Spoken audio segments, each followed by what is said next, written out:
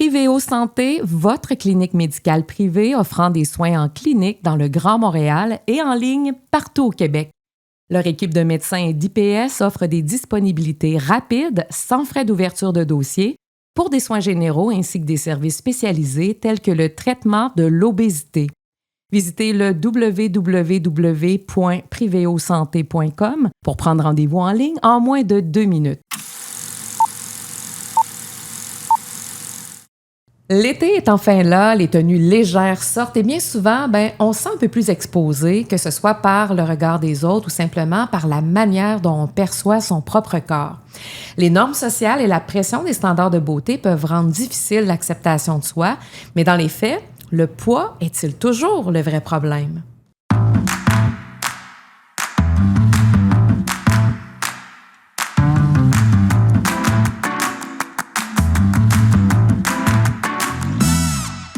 Bienvenue à Là pour toi, le balado sur la santé qui informe et qui fait du bien.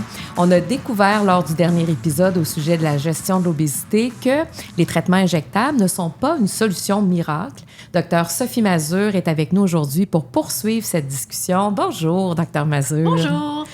Contente de vous retrouver. Franchement, ça a été une belle discussion. Puis aujourd'hui, honnêtement, parler de santé mentale, je pense que c'est un sujet qui nous passionne vraiment toutes les deux, hein? Puis parler de santé mentale associée au problème de poids, c'est tellement important, c'est indissociable. Absolument. Je suis d'accord avec ça. Puis aujourd'hui, cet aspect-là psychologique va être exploré, notamment l'insatisfaction corporelle. Puis on va aussi parler des risques liés à la culture des diètes. Si plusieurs luttent avec la gestion de leur poids depuis des années, on ne peut pas affirmer que toutes ces personnes ont un problème de santé physique lié à leur poids ou qu'ils souffrent d'obésité. Des personnes minces souhaitent aussi maigrir, Dr Mazur. Absolument. En fait, l'insatisfaction corporelle puis l'obésité, c'est deux choses différentes. Puis c'est pas nécessairement les mêmes personnes qui souffrent de ces deux problèmes-là. Alors, le poids n'est pas toujours le vrai problème. Alors, si on s'inquiète de l'augmentation de l'obésité au Canada, est-ce qu'on devrait aussi s'inquiéter ou se préoccuper de l'obsession de la minceur et de l'insatisfaction corporelle? Autant. Je pense pas que ce soit une problématique qui soit moins importante que la problématique d'obésité. On parle d'obésité, de complications cardiovasculaires, de complications d'augmentation des cancers, etc., etc. Mais l'insatisfaction corporelle chez quelqu'un qui n'a pas de raison, quelqu'un qui se trouve gros, grosse, mais qui n'a pas de raison, là, qui a un poids qui est à peu près un poids santé, je pense que ça devrait être aussi préoccupant, mais au niveau des enjeux de santé mentale. Alors, si on présume qu'un Québécois sur deux veut perdre du poids, à tort ou à raison, avez-vous l'impression que cette quête de perte de poids-là impacte sur le bien-être global de l'individu? À 1000 %. Plus chez les femmes. En tout cas, ce que nous, on voit en clinique, je ne sais pas si c'est parce que les hommes consultent ailleurs, vont plus dans les gyms pour avoir des solutions, quoi que ce soit. Ce que moi, je vois en clinique, c'est que c'est plus un problème féminin. Et l'image corporelle, maintenant, acceptation de soi, pression sociale, je pense qu'on ne peut pas dissocier ces phénomènes-là. L'image corporelle, en fait, c'est la perception qu'une personne a de son propre corps. Donc, c'est l'image qu'elle croit projeter, donc sa manière de se sentir dans son corps et ce qu'elle ressent quand elle y pense. C'est quoi une image corporelle saine et quels sont les signes d'une image corporelle négative? Les signes d'une image corporelle négative, ça va être la honte, le dégoût, la culpabilité, le fait de vouloir constamment se comparer avec les autres. Tandis qu'une image corporelle saine, ça va être quelqu'un qui dit je suis comme ça, je m'aime bien, je m'accepte comme je suis. Oui, peut-être qu'à 40 ans, j'ai pas le poids que j'avais à 20 ans, mais bon, j'ai eu un enfant, j'ai eu 2 enfants, puis je suis comme ça, je suis en forme, je fais ce que je fais, puis je suis heureuse avec ça. Je parle souvent au féminin parce que souvent la clientèle est féminine, donc j'ai le défaut de parler comme si la clientèle était exclusivement féminine, là. Mais ouais, c'est surtout ça, là, les problèmes d'image corporelle. Alors, le lien entre l'image corporelle positive et une émotion positive, on peut le faire. Oui. Alors, quand on a une image corporelle négative, on se sent pas bien. Hein? C'est un peu ça que je comprends. Donc, si on fait quand même un petit résumé de la thérapie cognitivo-comportementale, ben ça veut dire que nos pensées influencent nos émotions, qui, elles, affectent nos comportements. Donc, tout part de la pensée, selon cette théorie-là. Alors, plus l'insatisfaction corporelle augmente, plus l'évaluation corporelle devient négative. Donc, ça affecte notre humeur, nos attitudes, nos comportements. Alors, c'est clair, si j'aime pas mon corps, ben je me sens pas bien. Alors, vous en avez parlé, le regret, la honte, la culpabilité, la haine du corps. Hey, c'est quand même intense, là. On parle d'émotions désagréables face au corps. Si on vit ça, reprenez-moi si je me trompe, bien souvent, on va chercher à atténuer ces émotions-là. Donc, ça va nous pousser à chercher à transformer notre corps. Donc, peut-être à s'investir dans des régimes dans le but de modifier l'apparence. Puis ça peut prendre beaucoup de place et c'est insidieux. Donc, la préoccupation excessive peut devenir aussi une obsession. Alors, quels sont les comportements malsains que vous observez le plus souvent et qui témoignent d'une image corporelle négative?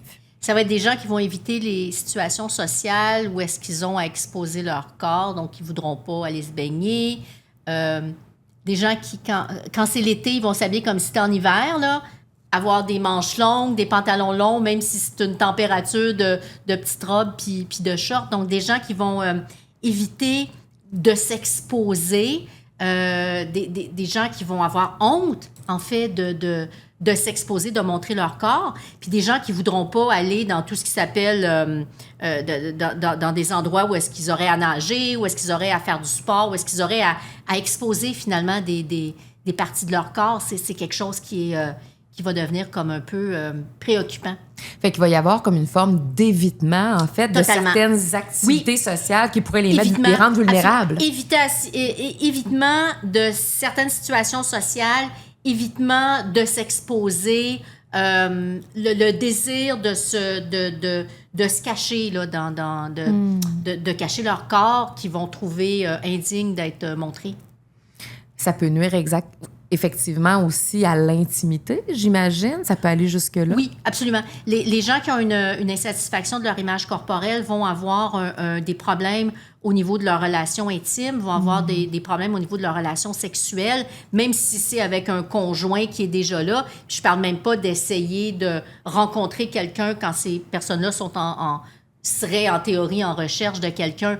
Donc, les relations intimes vont être un problème parce que c'est des gens qui vont essayer toujours de rester couverts et cachés. Fait que c'est certain qu'avec une image corporelle négative, les gens vont avoir tendance à se déprécier, donc à se rejeter carrément. Donc, ça impacte l'estime de soi. Cette perception négative-là du corps peut nuire considérablement à l'épanouissement personnel d'une personne, même jusqu'à affecter plusieurs sphères de vie. Est-ce que ça peut, par exemple, affecter la sphère professionnelle, par exemple? Je me questionne. Oui, ça peut, parce que c'est des gens qui seront pas sûrs d'eux, qui vont avoir cette insatisfaction-là, va les amener à douter d'eux, à être insécures par rapport à ce qu'ils vont projeter comme image. Puis je dirais que c'est une problématique qui empire dans le temps. Je pense pas que les réseaux sociaux soient quelque chose de bénéfique par rapport à l'estime de soi chez les gens qui ont un problème avec leur image corporelle, parce que ils vont toujours se comparer à ce qu'ils voient sur les réseaux sociaux. Puis sur les réseaux sociaux, bien évidemment, c'est toujours la meilleure face c'est pas la réalité, là, on s'entend là-dessus. Là, donc, c'est des gens qui vont vivre avec cette pression-là des réseaux sociaux puis qui ne voudront plus s'exposer nulle part. Là, vous parlez des réseaux sociaux. Ça n'existait pas, ça, il y a 30 ans, par exemple. Est-ce que vous avez constaté une évolution de l'insatisfaction corporelle au fil des années? Est-ce que le trouble de l'image corporelle est devenu vraiment un fléau présentement? C'est difficile à dire parce que, tu sais, j'étais pas en pratique il y a 40-50 ans non plus, mais je suis pas certaine que les baby boomers qui n'ont pas vécu avec les réseaux sociaux avaient nécessairement une bonne image corporelle, surtout les femmes baby boomers qui se faisaient dire qu'ils étaient trop grosses, etc., etc. Difficile à dire. Par contre, aujourd'hui, avec les réseaux sociaux, on voit à quel point les jeunes sont impactés, mais je peux pas comparer avec ce qui était avant, mais je suis capable de dire que sur 3-4 générations de femmes, des fois, il y a une espèce d'insatisfaction corporelle dans une famille, puis la grand-mère n'est pas née avec les réseaux sociaux non plus, là. Alors, c'est pas d'hier que ça Non. existe, justement, Non. cette pression-là de Non. vouloir être mince pour être beau, finalement. Peut-être que c'est pire qu'avant. J'ai de la difficulté à évaluer sur ce que c'était autrefois. Je pense qu'avec l'explosion de tout ce qui se passe au niveau des réseaux sociaux, avec la pandémie qui a augmenté tout ce qui s'appelle Zoom, Teams, etc., où est-ce que quand on est en rencontre avec les gens, on se voit dans l'écran, les jeunes qui étaient à l'école, là, puis qui voyaient leur face, le haut de leur corps dans l'écran, puis qui pouvaient passer finalement la journée à saillir la face puis à saillir le haut du corps, là, je pense pas que ça ait amélioré l'estime de soi des gens qui ont un problème de distorsion de l'image corporelle. Et cette pression-là de vouloir ressembler, par exemple, aux stars des médias, est-ce que ça touche davantage les jeunes ou vous pensez que ce phénomène-là est répandu aux adultes aujourd'hui? Je pense que c'est différent. Je pense qu'il y a beaucoup d'adultes qui ont toujours été à 10-15 livres du bonheur, mais chez les jeunes, c'est vraiment très, très, très présent et très, très concrètement parce que beaucoup de leur éducation et de leurs loisirs se passent par les écrans, par les médias sociaux et ils se comparent à ce qu'ils voient. Même au niveau de l'éducation sexuelle, souvent les jeunes aujourd'hui vont faire un peu leur apprentissage par la pornographie. Puis ce qu'ils voient au niveau de la pornographie, c'est des corps absolument parfaits, même de gens comme probablement trop minces puis qui ne représentent pas les standards normaux. Donc, ils arrivent dans nos bureaux préoccupés parce qu'ils disent « Moi, je suis pas normale parce que j'ai ça, ça, ça. » Parce que j'ai du poil, tu sais. Ah oui, non, Ah c'est ouais. fou, là. C'est fou parce que j'ai du poil, parce que j'ai ci, parce que j'ai ça.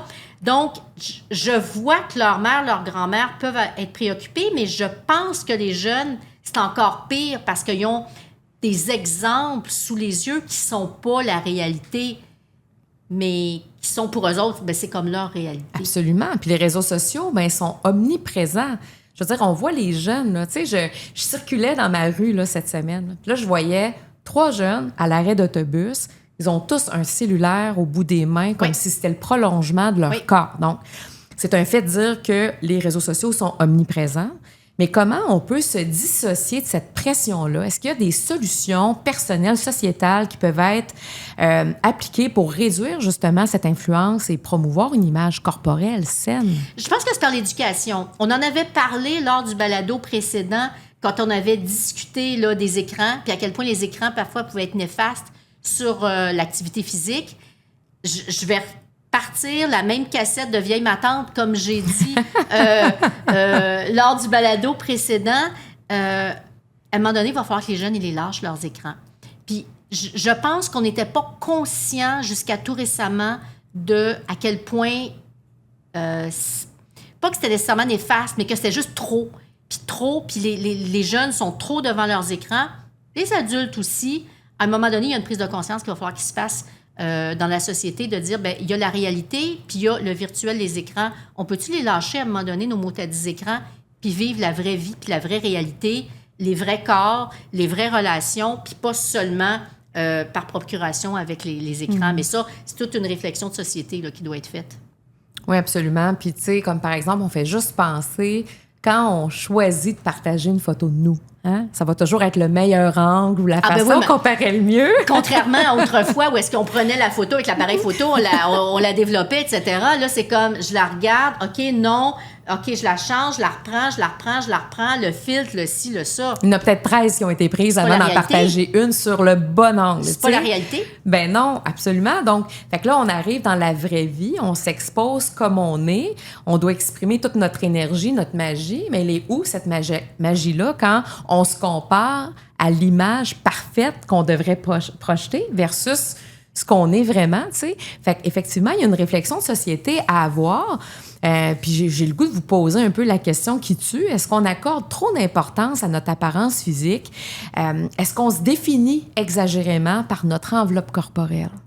Oui, beaucoup trop. Puis il faudrait que ça change. Vraiment. Puis ça, c'est à plusieurs niveaux parce que même les études vont montrer que les gens qui sont beaux, qui ont une belle apparence, vont se faire plus souvent engager, vont plus souvent être acceptés pour avoir un appartement par des propriétaires, vont avoir plus de promotions, etc., etc., etc. C'est dramatique.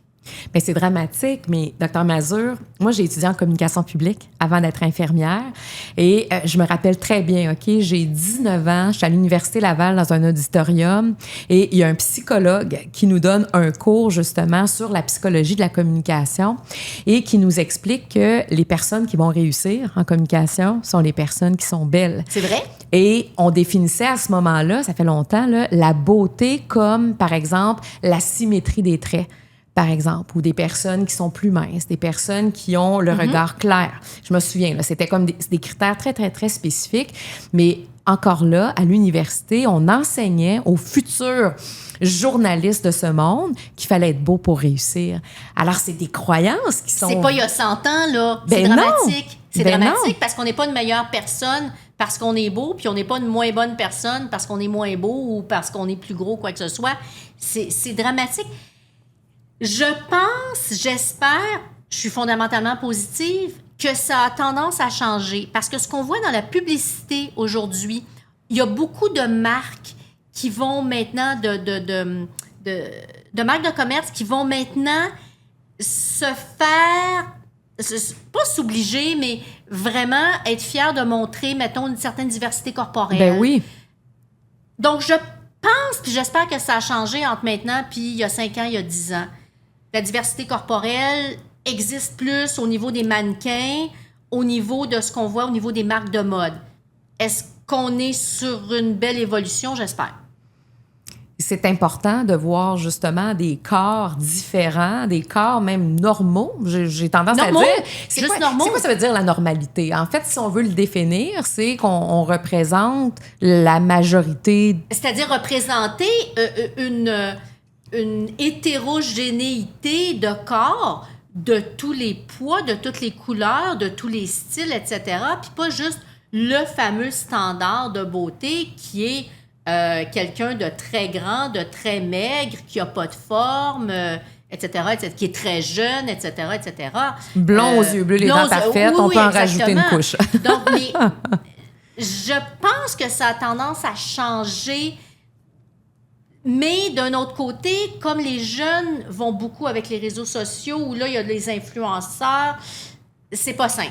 C'est pas simple de voir est-ce qu'on va vers le mieux ou vers le moins bien, mais c'est sûr que c'est pathologique la façon dont les gens vont souvent percevoir leur corps, puis percevoir leur corps comme étant pas adéquat.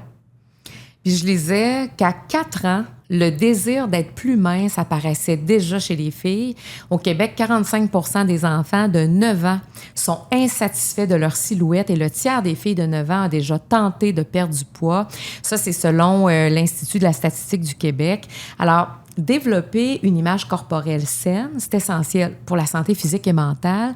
Quels sont les facteurs qui influencent positivement ou négativement le développement de l'image corporelle d'une personne? L'environnement, la famille, les amis,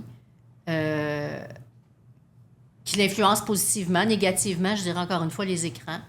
Il faut enseigner aux jeunes qui sont beaux comme ils sont, que c'est le fun de bouger, pas dans un but de perdre du poids, mais parce que leur corps a besoin de bouger puis que ça fait du bien à leur santé physique et mentale.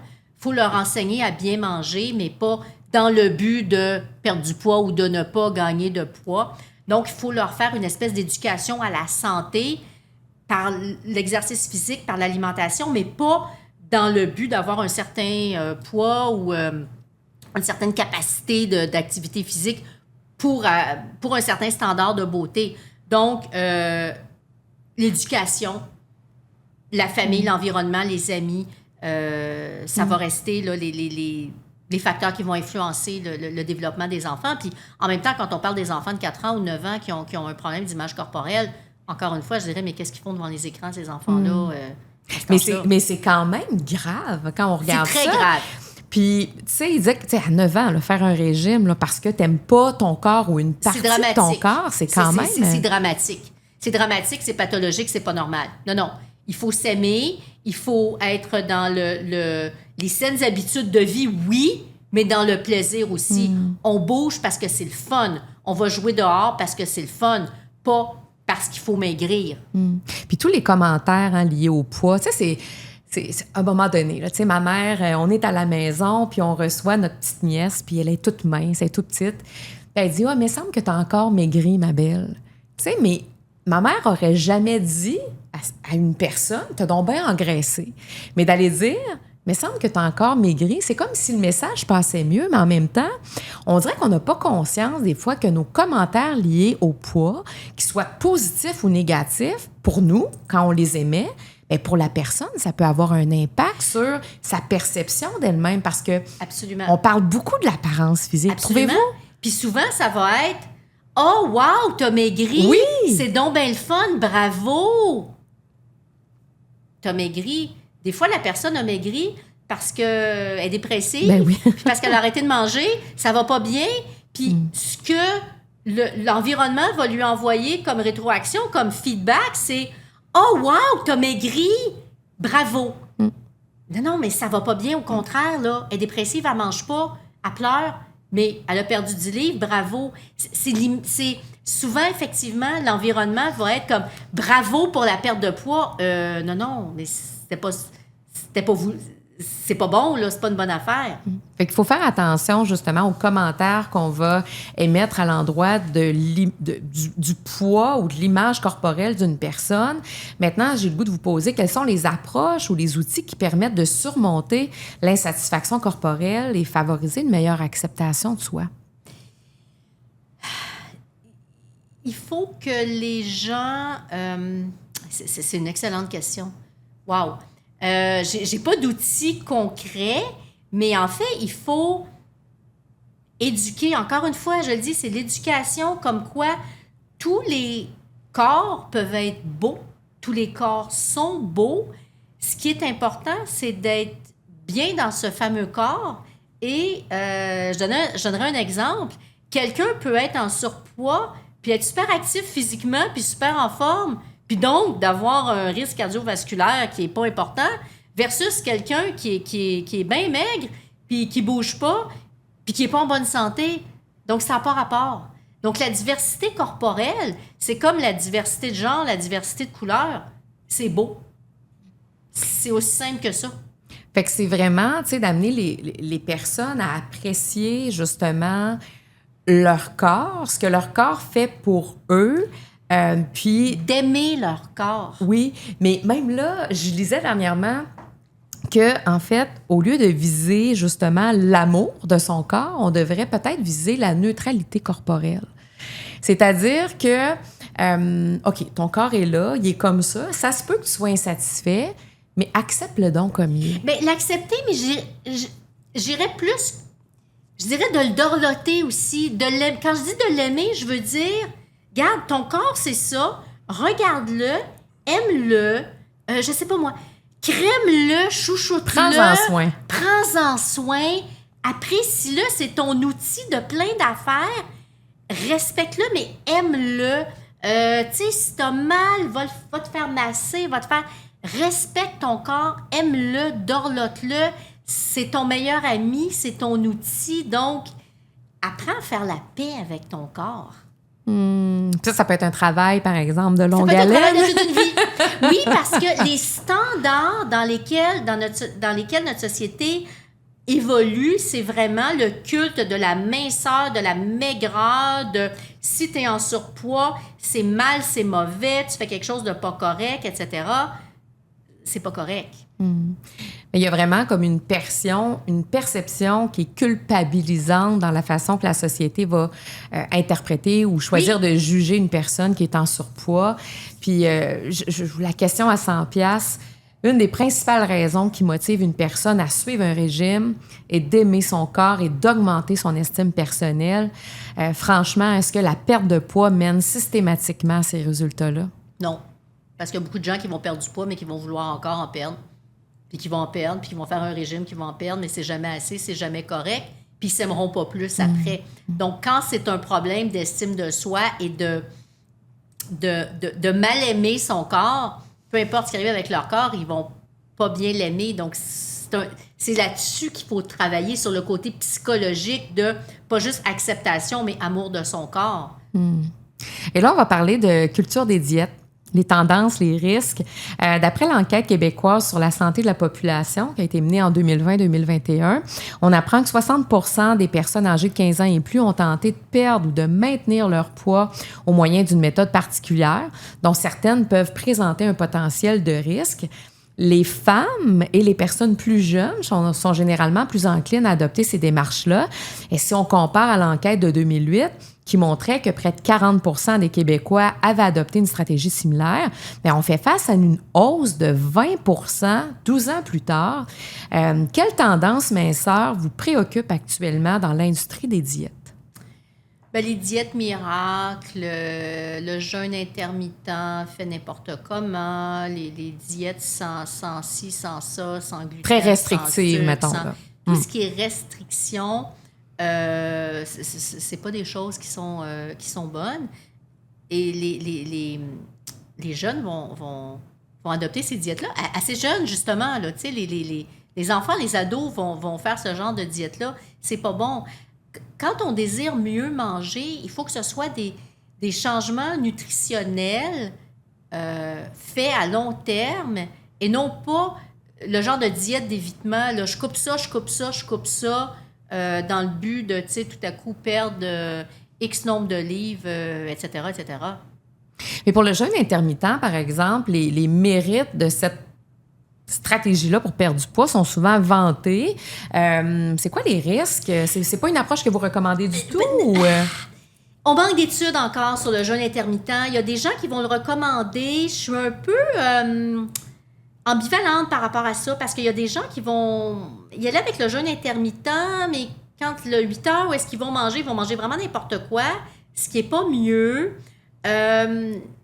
On manque, présentement, les recommandations médicales disent qu'on manque d'études encore là-dessus. Il y a des gens qui sont vraiment des spécialistes de la nutrition qui vont dire oui, c'est pas mauvais pour X raisons.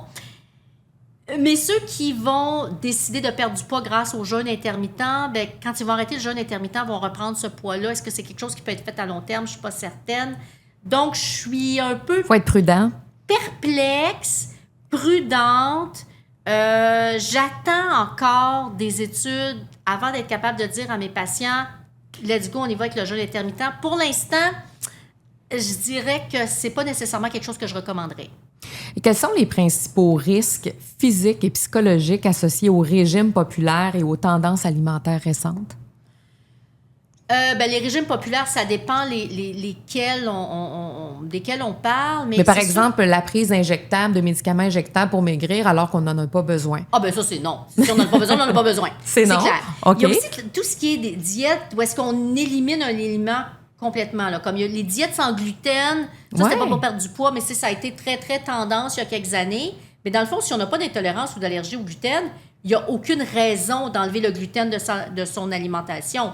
Les diètes sans sucre, ben, si on n'a pas de problème de santé, il n'y a pas de raison de bannir complètement le sucre de son alimentation. Donc, tout ce qui est très restrictif, à un moment donné, de toute façon, ne sera pas fait à long terme.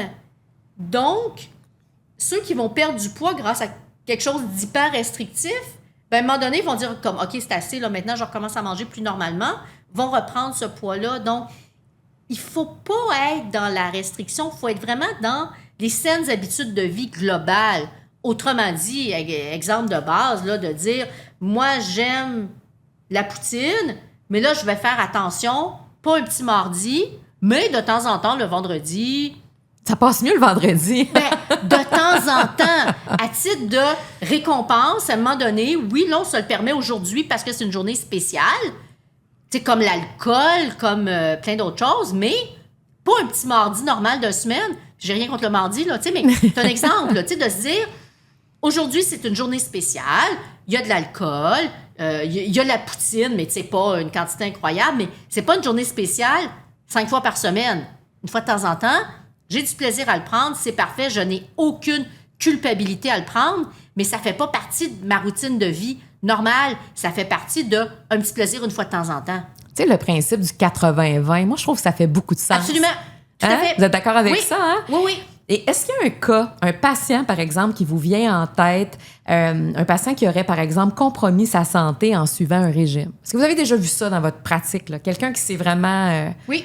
Oui? J'ai des gens qui se sont là, donnés là, dans le jeûne intermittent. Puis le jeûne intermittent, où est-ce que, tu sais, c'est 16-8, là, ils mangent 8 heures, ils jeûnent 16 heures, mais en plus, ils se font des jeûnes 24, 48 heures. Sans manger?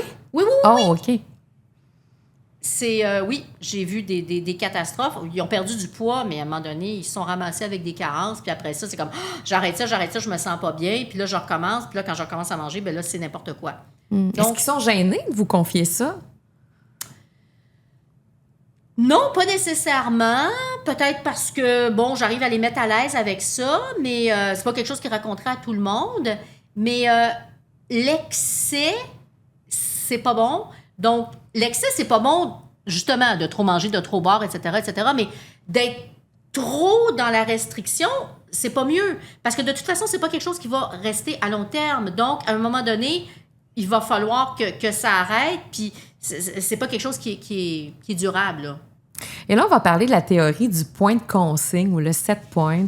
On en a parlé un peu lors du premier épisode, qui présente l'idée que notre corps aurait un poids idéal vers lequel il reviendrait toujours, hein, malgré nos efforts de perdre du poids. Alors ça, c'est bien vrai, c'est documenté dans la littérature scientifique. Oui, le poids va essayer, puis malheureusement, souvent, ça va être le poids le plus gros qui a été atteint. Le corps va essayer de nous ramener à un certain poids, puis souvent, ça va être le poids le plus gros qui a été atteint spontanément. Mais comment on explique ça? C'est comme des cellules adipeuses ont une mémoire ou... Là, je rentrerais dans des explications un peu trop compliquées, mais si je pouvais le simplifier, là, je dirais que la façon dont le développement de l'être humain a été fait, là, c'est qu'il y a des millénaires, là, on manquait de nourriture, etc., puis le corps était toujours en mode survie, survie, survie, puis essayait toujours de nous ramener au poids le plus gros, qui étant le poids le plus correct. Malheureusement, aujourd'hui, le poids le plus gros n'est pas nécessairement le plus correct. Donc, spontanément, l'organisme va essayer de nous ramener au poids le plus gros parce qu'il y a une espèce de mémoire cellulaire qui fait comme « Ah ben non, tu as perdu 60 livres, donc tu es en déprivation, ça va pas bien, danger, danger, danger. » On va essayer de te ramener au poids le plus gros. Donc, c'est un petit peu comme ça là, que ça fonctionne. Mais là rassurez-moi, il ne faut pas être défaitiste ou avoir peur. Quelqu'un peut perdre du poids dans la vie. Absolument. Alors, ça passe par les saines habitudes de vie. Oui, ça passe par les saines habitudes de vie, par un exercice physique le fun, puis ça, j'insiste toujours. Le plaisir. Le plaisir. Il faut qu'on reste dans le plaisir. Autrement dit, les saines habitudes alimentaires, ça veut dire de couper les choses qui n'ont pas d'allure, de se les permettre de temps en temps, de ne pas être dans l'interdiction, de regarder au niveau des portions, puis au niveau de l'activité physique, de regarder qu'est-ce que la personne aime comme activité physique, qu'est-ce que la personne n'aime pas, puis où est-ce qu'on peut l'amener dans le plaisir. Autrement dit, quelqu'un qui déteste l'hiver, qui déteste le froid, on ne fera pas acheter des raquettes ou des skis de fond. Quelqu'un qui n'aime pas le gym, puis qui aime ça bouger dehors, ben on va regarder avec dehors. Il faut que bouger, que l'activité physique soit quelque chose de positif, d'intéressant pour que la personne ait le goût de le faire. Parce que sinon, la personne va le faire au début régulièrement, tout ça, mais la minute qu'elle va pouvoir arrêter, elle va arrêter, elle va faire comme « Hey, ça, c'est assez plate que je vais arrêter ça. » Ça peut être la marche, ça peut être le vélo, ça peut être d'y aller avec un vélo électrique, puis de plus en plus, tu sais, de diminuer de plus en plus le côté électrique, puis d'augmenter le côté physique. Mais il faut que la personne ait du plaisir à faire son activité physique, puis on peut toujours amener quelqu'un vers une activité physique, plus augmenter son niveau d'activité physique tant qu'on est par le plaisir. Puis c'est pas vrai qu'il n'y a aucune activité physique qui va plaire à la personne. Puis c'est pareil au niveau alimentaire. C'est de dire, bon, telle affaire, c'est un peu problématique, il faut vraiment le diminuer, surtout idéalement, bon, globalement, mais on se permet de temps en temps, là, on se lâche lousse de temps en temps, un anniversaire, une fête, etc., un vendredi, bon, etc., mais globalement, on maintient une certaine hygiène de vie. Puis j'ai le goût d'ajouter que pour l'activité physique, il faut essayer des choses. Je pense qu'il faut être curieux, il faut explorer. Moi, j'ai longtemps pensé que je détestais courir. Et quand j'étais jeune, là, écoute, on faisait du cross-country, OK? C'était bien plate.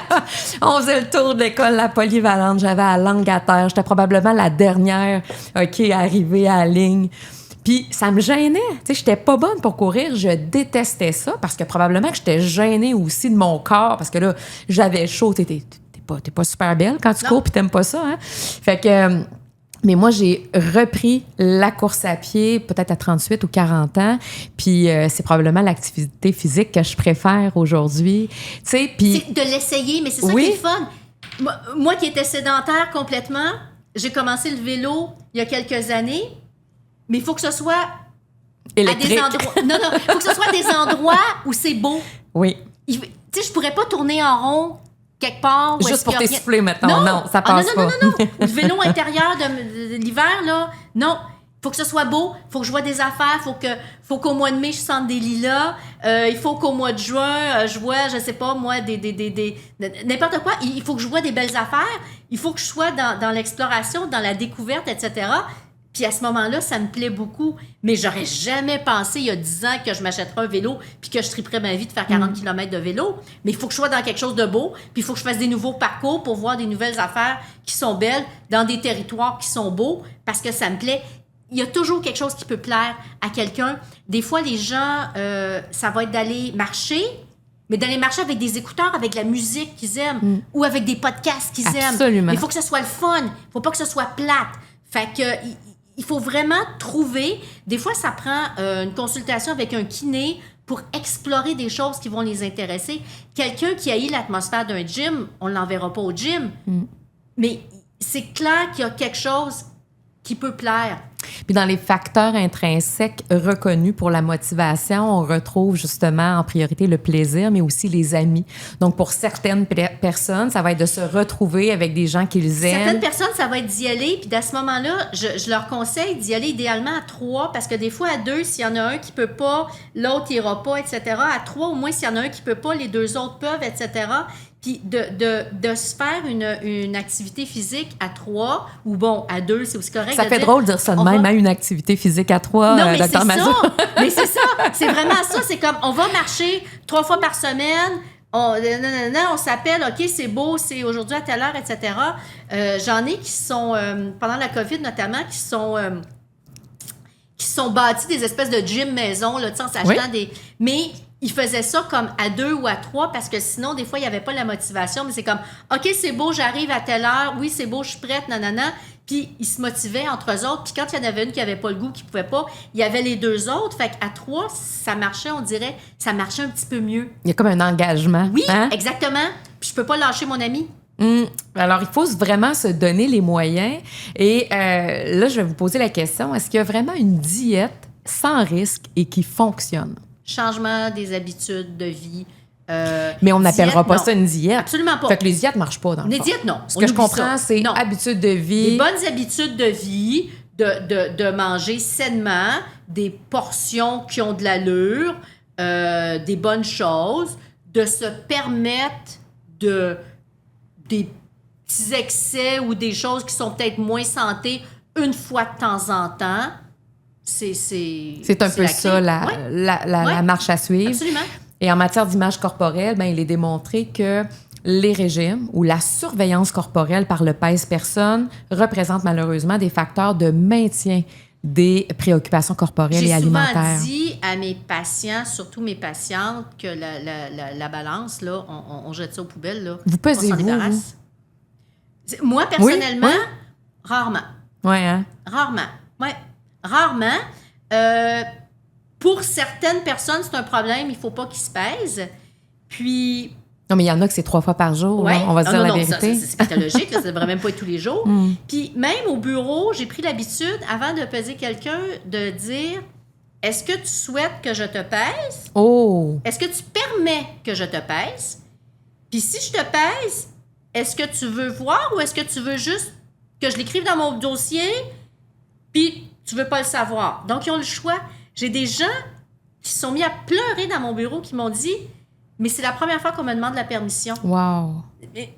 Mais ça devrait. Mais que c'est hot. Mais ça devrait.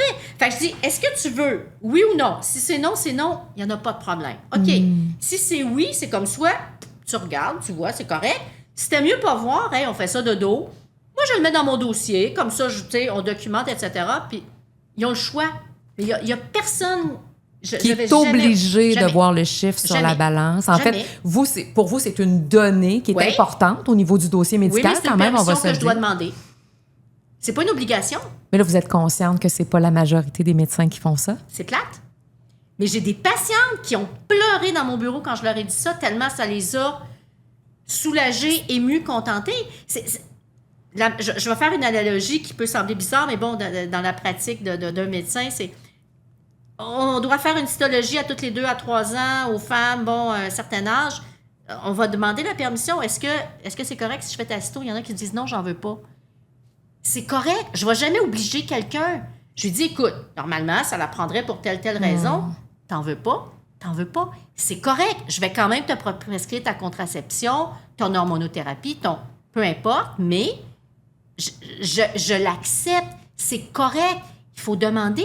La demande du consentement à la personne pour une intervention qui le concerne, en fait. D'habitude, parce qu'on le demande, justement, ils vont dire oui parce qu'ils se sentent respectés là-dedans.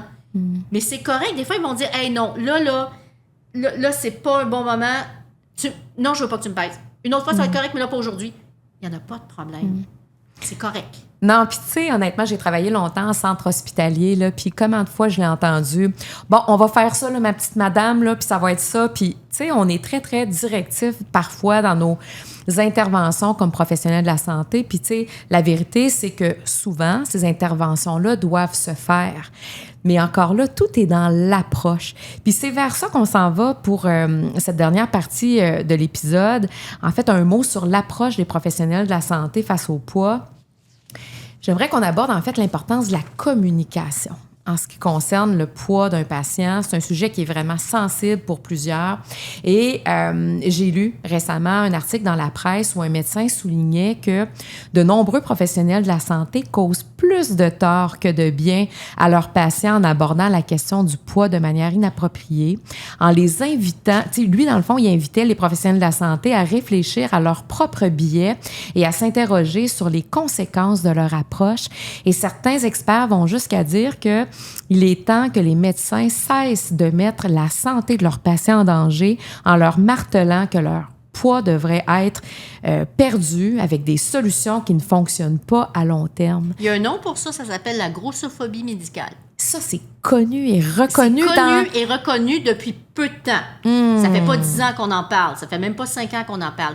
La grossophobie médicale, ça veut dire quelqu'un qui consulte pour un problème qui a absolument pas rapport avec son poids, qui se fait dire « Hey, monsieur, madame, là, faudrait perdre 30 livres, là, quand même. Voyons donc. C'est agressant. C'est très agressant. Quelqu'un qui consulte pour n'importe quel problème, là, vraiment, puis qui se fait parler de son poids. C'est de la grossophobie médicale.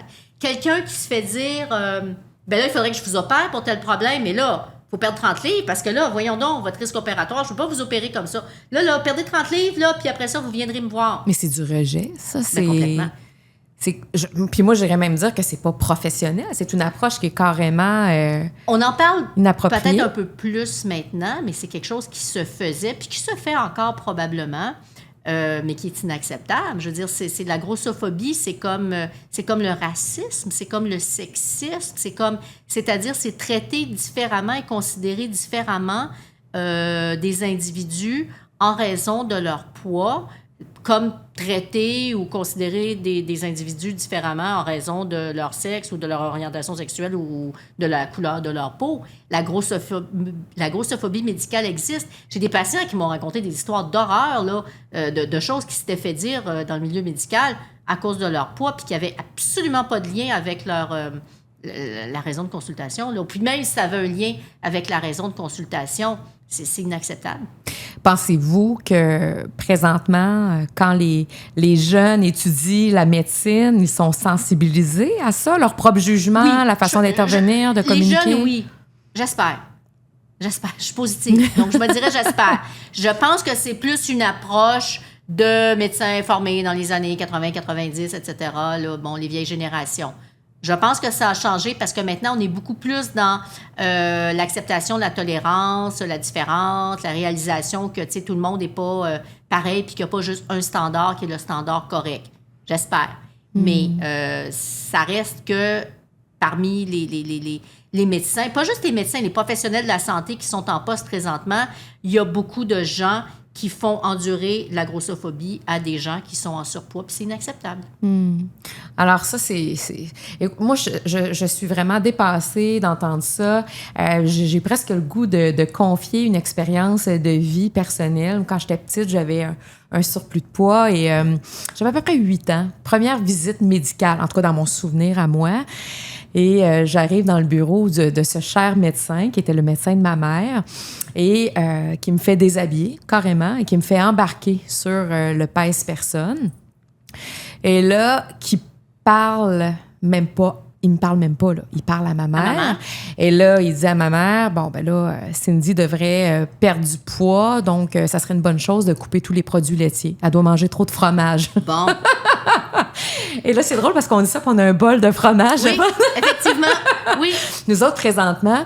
Mais tu sais, Dr Mazur, OK, j'ai 8 ans. Oui. Je m'en rappelle comme si c'était... C'est violent. Il y avait les cheveux bruns roux, puis il y avait un gros violent. pinch, OK? C'est violent. Je m'en rappelle. Et là, moi, je me sens comme si j'étais même plus une personne. Non. Il parle à ma mère. Et là, je me sens pas belle. Pas en forme, en mauvaise santé. Je me sens comme un être humain qui a plus sa place. Et là, je pense à tout ce que j'ai mangé, ce que je vais manger.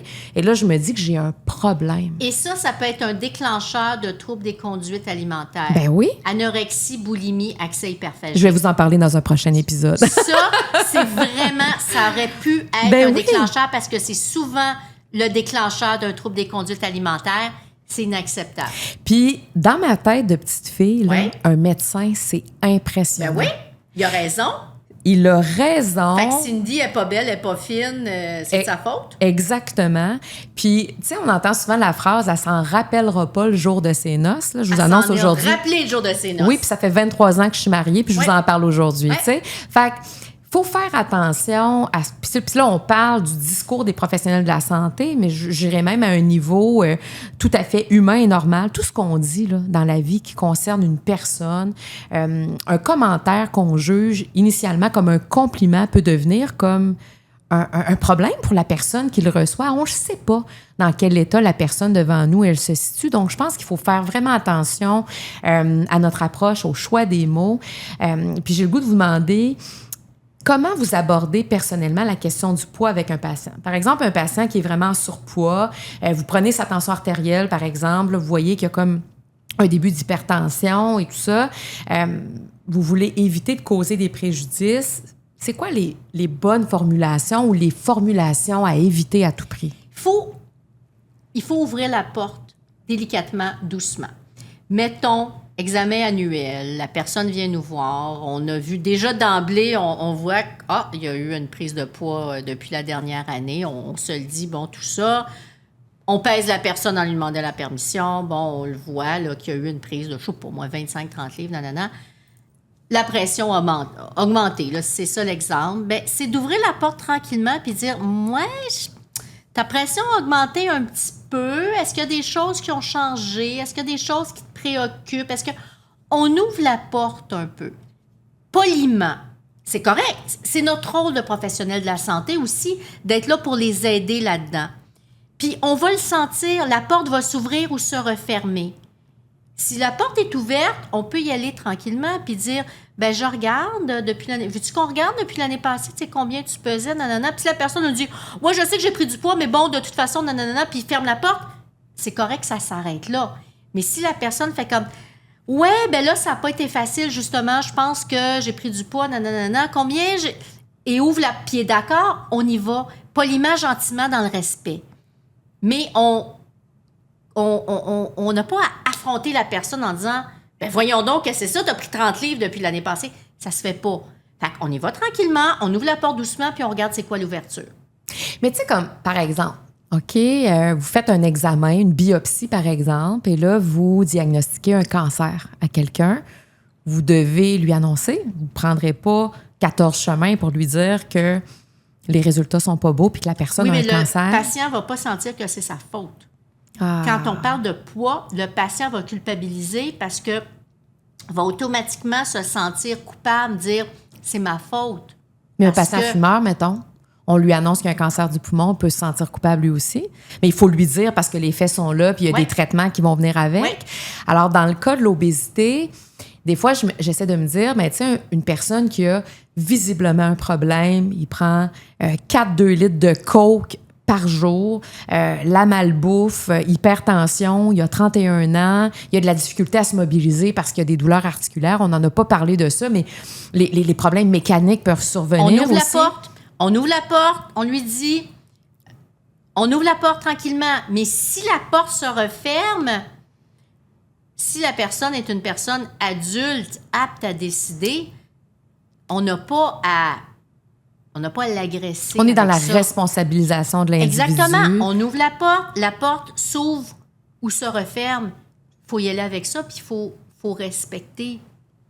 Si on a un patient fumeur qui a un cancer du poumon, puis qu'on commence à lui expliquer le résultat, puis qu'il fait comme puis qu'il veut pas s'en occuper ou quoi que ce soit, puis le patient est responsable, on va pas le forcer à aller faire la chimio, je sais pas quoi.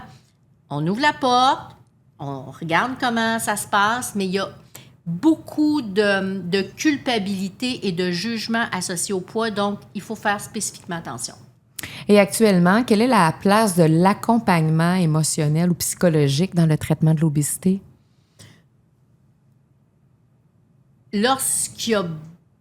S'il y a besoin d'un suivi psychologique, émotionnel, etc., ça serait bien le fun de pouvoir dire que les patients auraient ce suivi-là. Malheureusement, la réalité étant ce qu'elle est, les soins médicaux sont payés par la RAMQ, les soins psychologiques ne le sont pas. Ce n'est pas tout le monde qui peut avoir un accompagnement.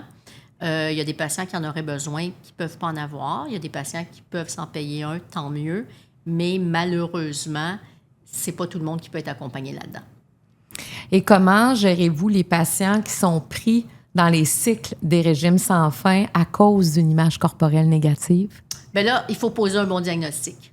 Il faut faire vraiment une évaluation exhaustive pour poser un diagnostic correct. Est-ce qu'on est en présence d'un trouble des conduites alimentaires? Si on est en présence d'un trouble des conduites alimentaires, il faut vraiment traiter ce problème-là et non un éventuel problème de poids.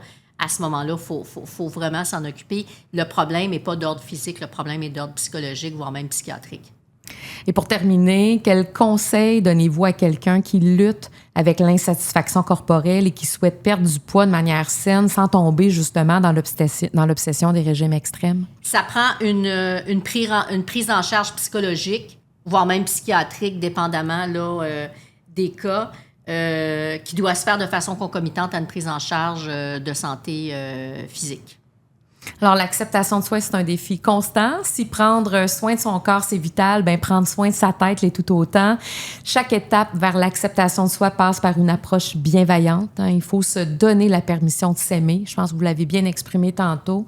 Et apprécier ce corps qui nous sert de véhicule terrestre. Merci, Dr Mazur, pour votre présence avec nous à Là pour toi. À une prochaine fois, j'espère. Merci. Avant de terminer cet épisode, je veux te laisser avec une question importante. Comment gères-tu l'acceptation de ton corps aujourd'hui? Peut-être que tu rencontres des défis avec ton poids, réel ou perçu, avec cette image que tu as de toi-même.